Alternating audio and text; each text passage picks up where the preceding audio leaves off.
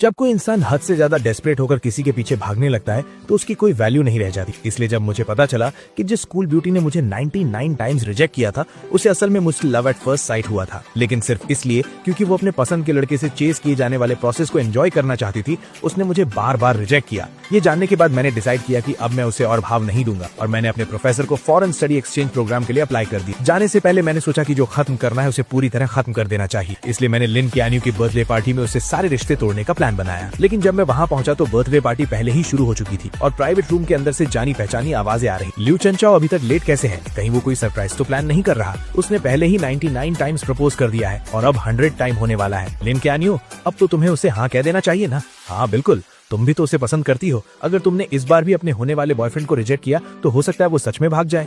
उन लड़कियों की छेड़छाड़ सुनकर लिन कियान्यू बहुत कॉन्फिडेंट लग रही थी। लिू चेनचाओ मुझे बहुत पसंद करता है, वो कहीं नहीं भागेगा। जब वो नेक्स्ट टाइम प्रपोज करेगा तब मैं उसे हाँ कह दूंगी। उसका ये ओवर कॉन्फिडेंट टोन सुनकर मुझे बहुत अजीब लगा। अब कोई नेक्स्ट टाइम नहीं हो। लिन कियान्यू को चेस करने के इन 2 सालों में मैंने अपनी सारी सेल्फ रिस्पेक्ट छोड़ दी थी। मैंने बाकी स्टूडेंट्स के ताने और मजाक को इग्नोर किया और हर रोज उसे खुश करने के लिए नए नए तरीके आजमाए, लेकिन मेरे सच्चे प्यार का कभी कोई जवाब नहीं मिला। मैंने कई बार गिव अप करने का भी सोचा और न जाने कितनी रातें अकेले रोते हुए गुजारी, लेकिन अगले दिन मैं फिर से हिम्मत जुटाकर उसके पीछे लग जाता था। यहाँ तक कि उसके करीब रहने के लिए मैंने उस फॉरेन एक्सचेंज स्टूडेंट प्रोग्राम को भी लगभग छोड़ ही गया था, जिसे पाना बहुत मुश्किल था। जब तक कि उस दिन मैंने गलती से लिन कियान्यू का फोन नहीं देख लिया। तब मुझे पता चला कि लिन कियान्यू को भी मुझसे लव एट फर्स्ट साइट हुआ था। उसने मेरा contact name dear husband save किया हुआ था और उसकी गैलरी में मेरी हजारों फोटोज थी। लेकिन ये जानने के बाद कि वो भी मुझे पसंद करती है, मुझे बिल्कुल भी खुशी नहीं हुई, बल्कि मुझे बहुत गुस्सा आया और सब कुछ एक मजाक लगने लगा। मैं थक चुका हूँ, मैंने हार मान ली है। अब मैं बस जाना चाहता हूँ और लिन कियान्यू की दुनिया से हमेशा के लिए गायब होना चाहता हूँ। जैसे ही मैंने दरवाजा खोला, रूम के अंदर की बातें अचानक रुक गईं। सबने बड़ी चालाकी से मुंह घुमा लिया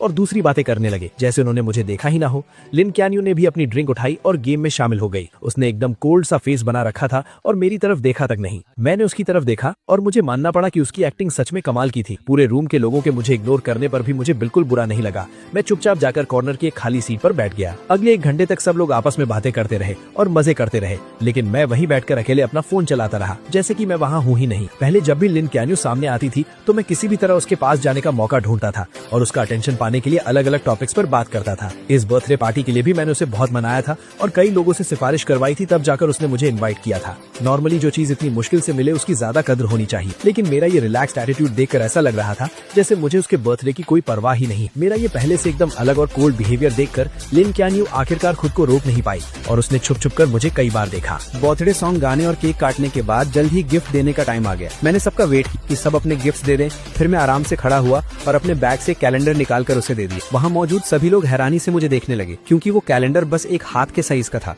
और उसमें सिर्फ 30 पेजेस थे। वो देखने में बहुत ही सस्ता लग रहा था। मुझे फर्क नहीं पड़ा कि बाकी लोग क्या सोच रहे हैं। मैंने बस लिन कियान्यू की तरफ देखा और आराम से कहा, लिन कियान्यू, आज से तुम हर दिन इसका एक पेज फाड़ना। जब तुम आखिरी पेज पर पहुंचोगी तो तुम्हारे लिए एक सरप्राइज होगा और वही मेरा तुम्हारे लिए लेट बर्थडे गिफ्ट है। ये सुनते ही उसके कुछ रूममेट जोर जोर से हंसने लगे। 100 टाइम प्रपोज करने का प्लान है क्या? तुम में सच में बहुत हिम्मत है। 2 साल हो गए और तुम अभी भी लगे हुए हो। तुम सच में कियान्यू को बहुत पसंद करते हो ना? उनकी इन बातों को सुनकर लिन कियान्यू ने भी यही सोचा कि ये 100 प्रपोजल का काउंटडाउन कैलेंडर है। उसके होंठों पर हल्की सी स्माइल आई, लेकिन उसने तुरंत उसे छुपा लिया और फिर से अपना कोल्ड फेस बना लिया। मैंने बस ये कहा था कि जब तुम 100 टाइम्स प्रपोज कर लोगे तब मैं इसके बारे में सोचूंगी। मैंने ये नहीं कहा था कि मैं पक्का हाँ कह दूंगी। मुझे पता था कि वो सब गलत समझ रहे थे। आखिरी पेज फाड़ने वाला दिन मेरे प्रपोज करने का दिन नहीं था, बल्कि वो दिन था जब मैं उसकी दुनिया से पूरी तरह गायब होने वाला था। मैंने कुछ एक्सप्लेन नहीं किया, बस हल्का सा हंसा और बोला, लिन कियान्यू, मैं इतने टाइम से तुम्हारे पीछे हूँ, लेकिन तुम्हें इम्प्रेस नहीं कर पाया। मैं सच में जानना चाहता हूँ कि आखिर तुम्हारा आइडियल टाइप कैसा है। मेरे ये पूछते ही पूरा रूम शांत हो गया और सब उसकी तरफ एक अजीब सी नजरों से देखने लगे। लिन कियान्यू ने मेरी तरफ घूर कर देखा, कुछ सेकंड्स तक चुप रही और फिर धीरे से बोली, मेरा आइडियल टाइप। उसने अभी बात शुरू ही की थी कि बंद दरवाजा अचानक खुला और सबका अटेंशन उस तरफ चला गया। सबकी नजरों के सामने जू यानशु एक बहुत ही ब्यूटीफुली पैक्ड बॉक्स लेकर अंदर आई। लिन कियान्यू के चेहरे पर एक प्यारी सी स्माइल आ गई। Happy birthday कियान्यू। लिन कियान्यू की नजरें इस विश के साथ जू यानशु पर टिक गई। उसने अपनी उंगलियों से धीरे से टेबल को नॉक किया और अपनी अधूरी बात पूरी करते हुए बोली, मेरा आइडियल टाइप बेशक एक चेयरफुल और क्लीन लुक वाला हैंडसम गाय है। दरवाजे से अंदर आते ही ऐसी बातें सुनकर जू यानशु के चेहरे पर खुशी आ गई। वो जल्दी से उसके पास गई, अपना केयरफुली प्रिपेयर्ड गिफ्ट उसे दिया और उसे वहीं पर ओपन करने की जिद करने लगी। पल भर में ही सबका ध्यान भटक गया और किसी ने उस टॉपिक पर आगे बात नहीं की। उन दोनों को लोगों से घिरा हुआ देखकर मैंने कोई उदासी नहीं दिखाई, बल्कि मैं बहुत ही कामली वापस अपनी जगह पर जाकर बैठ गया। पूरी रात लिन च्यानियो जहाँ भी गई, जू यानशु हमेशा उसके साथ रही। वो दोनों हंस बोल रहे थे, एक दूसरे की ड्रिंक्स शेयर कर रहे थे और एक ही केक का पीस खा रहे थे। मैं चुपचाप उनकी ये क्लोजनेस देखता रहा और मेरे दिमाग में कई पुरानी यादें ताजा हो गई। हालांकि लिन च्यानियो किंगडा की स्कूल ब्यूटी है और उसके बहुत चाहने वाले हैं,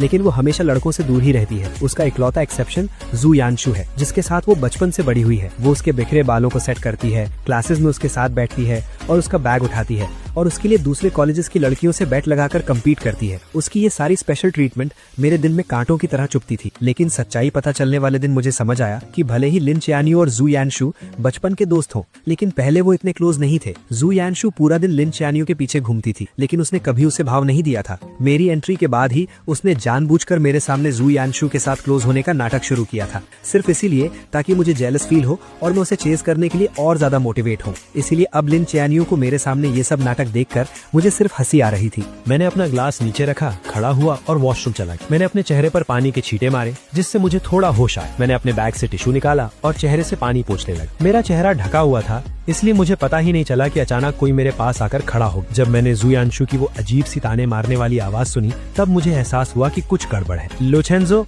तुम इतने सालों से सिस्टर चियानियो के पीछे पड़े हो, लेकिन उसने कभी हाँ नहीं कहा, और तुम्हारी इतनी हिम्मत कि तुम बेशर्मों की तरह इस बर्थडे पार्टी में भी आ गए। मैं तुमसे रिक्वेस्ट करती हूँ, वो तुम्हें बिल्कुल पसंद नहीं करती। क्या तुम्हें थोड़ी भी सेल्फ रिस्पेक्ट नहीं है? तुम बस एक सस्ते डेस्परेट इंसान हो। उसकी बातें सुनकर मेरे चेहरे पर जरा सा भी गुस्सा नहीं। मैंने बस उसे कामली देखा और पूछा, क्या तुम्हारी बकवास खत्म हो गई? जू यानशु को मेरे ऐसे रिएक्शन की उम्मीद नहीं, इसलिए वो कुछ पल के लिए हैरान रह गई। बिल्कुल नहीं। क्या तुम्हें पता है कि पूरा स्कूल तुम्हारे बारे में क्या कहता है? 99 टाइम्स प्रपोज करने वाला डेस्परेट कुत्ता। आखिरकार तुम भी एक स्टूडेंट हो, क्या तुम्हें अपनी इज्जत की कोई परवाह नहीं है? कोई भी देखकर बता सकता है कि सिस्टर चियानियो मुझे पसंद करती है। तुम अपनी ये अंधी आंखें खोलकर क्यों नहीं देखते? उसका ये बदतमीजी भरा रवैया देखकर भी मुझे कोई फर्क नहीं पड़ा। मैंने बस अपनी नजरें उससे हटाकर उसके पीछे की तरफ कर ली और कहा, इससे पहले कि तुम और गालियां दो, अपने पीछे देख लो। मेरी नजर का पीछा करते हुए जू यानशु अजीब सा मुंह बनाकर पीछे मुड़ी और सामने दरवाजे के बाहर लिन चियानियो खड़ी थी। ऐसा लग रहा था कि वो काफी देर से वहाँ खड़ी थी और शायद उसने अभी अभी जो कुछ हुआ वो सब देख लिया था। ये सोचते ही जू यानशु अचानक घबरा गई। उसके चेहरे पर तुरंत वो बेचारी और मासूम सी एक्टिंग वापस आ गई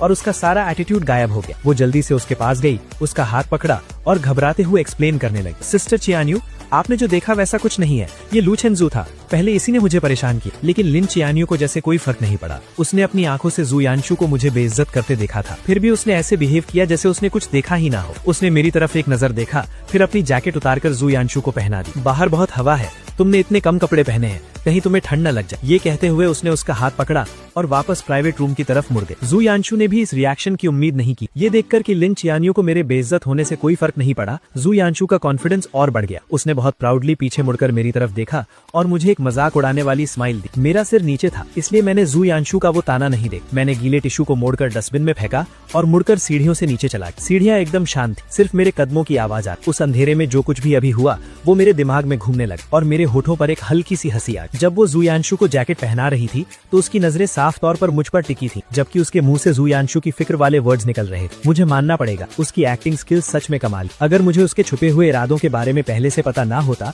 तो शायद मैं सच में उसके धोखे में आ जाता। बाहर जोरों की बारिश हो रही थी और कैब्स लगभग बंद हो चुकी थी। सब लोग बार के दरवाजे पर ही फंस गए थे। लिन चियानियो ने अपने फैमिली ड्राइवर को बुला लिया और कहा कि वो जू यानशु को घर छोड़ेगी। इतनी रात हो गई है, सब जा चुके हैं और लूचेंजू को अकेले यहाँ कैब का वेट करना अच्छा नहीं लगेगा ना। लिन चियानियो ने ड्राइवर से छाता लिया और बोली, उसके पास पैर है, वो खुद चला जाएगा। ये कहकर उसने मेरे रिएक्शन की परवाह किए बिना जू यानशु को लिया और कार में बैठ गए। बारिश में दूर जाती उस स्पोर्ट्स कार को देखकर मुझे कोई फर्क नहीं पड़ा। मैं अपने कैब ऐप पर कैब ढूंढता रहा। ठंडी हवा में 2 घंटे से ज्यादा वेट करने के बाद जब बारिश थोड़ी रुकी, तब आखिरकार एक ड्राइवर ने मेरी राइड एक्सेप्ट की। जब मैं घर पहुंचा तो रात के 2 बज चुके थे। मैं अपने दरवाजे पर गया, पासवर्ड डाला और जैसे ही दरवाजा खुला, सामने वाला दरवाजा भी खुला। आगे से जल्दी आया करो, तुम्हारे दरवाजा खोलने की आवाज बहुत तेज है, मेरी नींद खराब होती है। मैंने देखा कि उसने अभी तक अपने कपड़े भी चेंज नहीं किए थे। मुझे सब समझ आ गया और मैं मनी मन हंसा। मैंने बस यूं ही बोला और सीधा मुड़कर अपने रूम में चला गया। मैंने लाइट्स ऑन की और दरवाजा बंद कर लिया। जब मैंने जूते चेंज कर लिए तब बाहर से दरवाजा जोर से बंद होने की आवाज आई। मैंने उस पर ध्यान नहीं दिया, अपने कपड़े उतारे,